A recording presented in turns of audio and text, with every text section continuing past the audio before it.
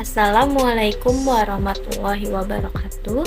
Perkenalkan, nama saya Jihan Aulia Nurjana dari Prodi Manajemen dengan NIM 2892150218 Universitas Pancasakti, Bekasi. Di sini saya ingin memenuhi tugas ujian tengah semester dengan mata kuliah yaitu Ekonomi Syariah dengan dosen pengampu yaitu Ibu Irfia Eriza, SPDI MM. Langsung saja, materi yang pertama yaitu teori konsumsi dalam Islam. Menurut Al-Ghazali, konsumsi adalah al-haza, penggunaan barang atau jasa dalam upaya pemenuhan kebutuhan melalui bekerja al-ikhtisab yang wajib dituntut fardu kifayah berlandasan etika syariah dalam rangka menuju kemaslahatan masalah menuju akhirat. Konsumsi secara umum didefinisikan dengan penggunaan barang dan jasa untuk memenuhi kebutuhan manusia. Dalam ekonomi Islam, konsumsi juga memiliki pengertian yang sama, tetapi memiliki perbedaan di setiap yang melingkupinya. Perbedaan mendasar dengan konsumsi ekonomi konvensional adalah tujuan pencapaian dari konsumsi itu sendiri. Secara pencapaiannya harus memenuhi kaidah pedoman syariah Islamnya.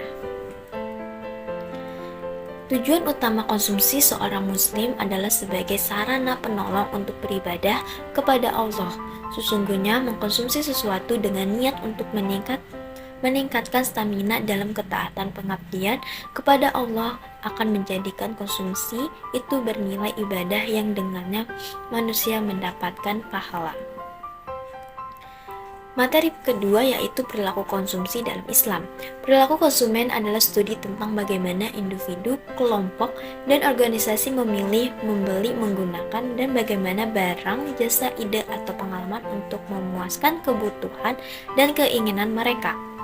Perilaku konsumen muslim maka dia berkomitmen dengan kaidah-kaidah dan hukum-hukum yang disampaikan dalam syariat untuk mengatur konsumsi agar mencapai kemanfaatan konsumsi seoptimal mungkin dan mencegah penyelewangan dari jalan kebenaran dan dampak madaratnya baik bagi konsumen sendiri maupun yang selainnya.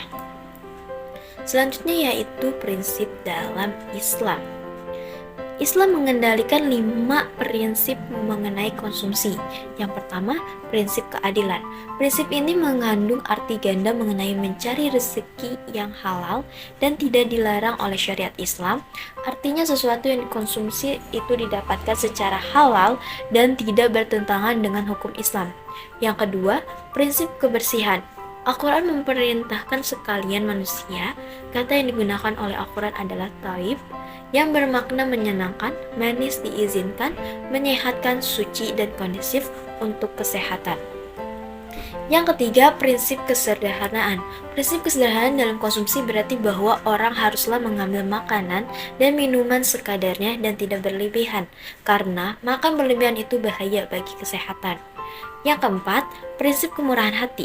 Dengan mentaati perintah Islam, tidak ada bahaya maupun dosa ketika kita memakan dan meminum makanan halal yang disediakan Tuhan karena kemurahan hatinya. Yang kelima, terakhir, prinsip moralitas. Pada akhirnya, konsumsi seorang muslim secara keseluruhan harus dibingkai oleh moralitas yang dikandang dalam Islam, sehingga tidak semata-mata memenuhi segala kebutuhan.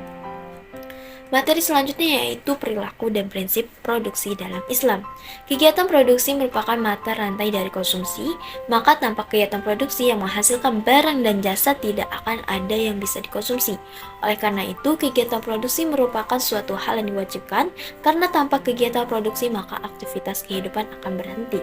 Manusia butuh makan dan minum agar bisa beraktivitas dan beribadah, perlu pakaian untuk menutupi aurat dan beribadah, serta butuh tempat tinggal untuk melindungi diri serta beribadah, juga berbagai kebutuhan lainnya.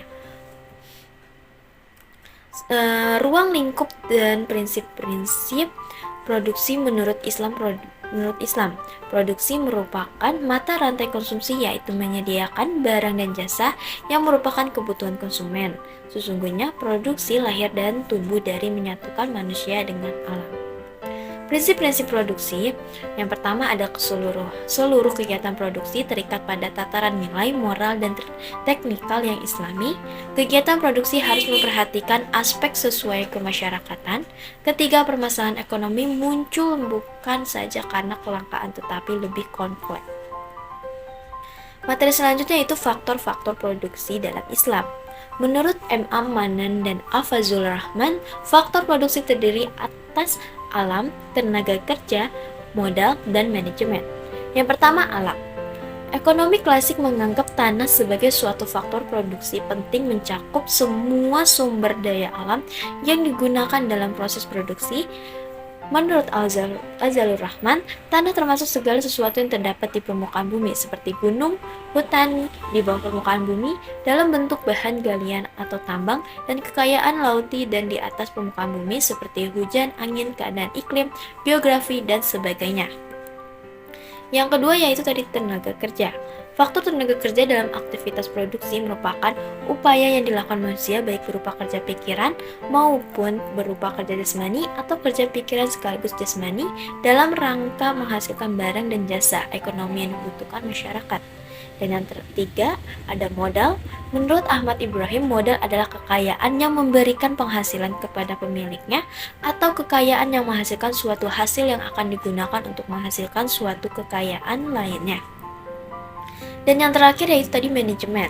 Manajemen organisasi, manajemen merupakan naungan segala unsur produksi dan suatu usaha produksi, baik industri, pertanian, perdagangan, dengan tujuan agar mendapatkan laba secara terus-menerus, dengan memfungsikan dan menyusun unsur-unsur